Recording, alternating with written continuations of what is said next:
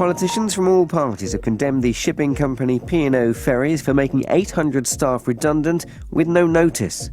The crew on the ships found out in a video in which they were told that the company had lost so much money it would not be viable unless it replaced them with cheaper agency workers. One agency worker, Mark Canet Baldwin, said when he found out he was being sent to replace sacked staff, he quit. I've got kids, and I think in this day and age you've got to have morals, you've got to have ethics, you've got to have principles. I think we were being treated appallingly. We were parked where the people on the ship could see us and we could see them. We were in contact with them. So I just made the decision that, I've got to look at this man in the mirror tomorrow, and I got off the bus.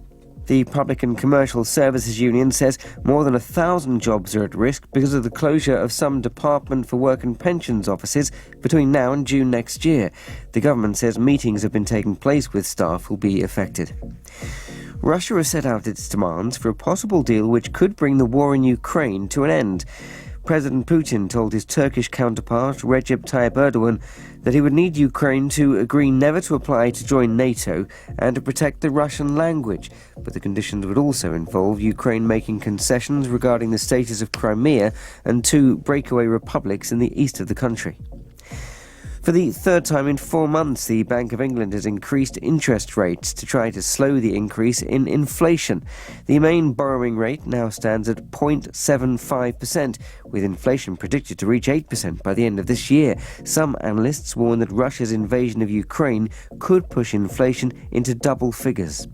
The chief economist at the Global Economic Organization, the OECD, Laurence Boone, said that governments need to act. Well, the consequences of the war on the most vulnerable have to be addressed by fiscal policy. And what we mean by there, it's means-tested, targeted measures that will help people to pay the food and energy bills. And that is super important also for inflation. Football and Everton secured a vital 3 points in their battle against relegation with a stoppage-time winner against Newcastle. The 1-0 victory came despite them having a man sent off in the 83rd minute. Everton's manager Frank Lampard says the match officials were wrong. It's not a red card. In a short period of time now, we've had the most blatant decision go against us.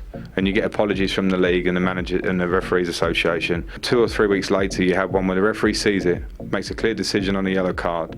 Then you wait for 2 or 3 minutes, it goes to the monitor and changes it to a red card when it's absolutely not clear. There's no one that can tell me that that's a clear and obvious red card. It's not. And West Ham have secured a place in the quarter-finals of the Europa League after an extra-time goal gave them a 2-0 win over Sevilla, giving them an aggregate score of 2-1. The winning goal came from the Ukrainian Andrei Yarmolenko on his return from compassionate leave because of the war.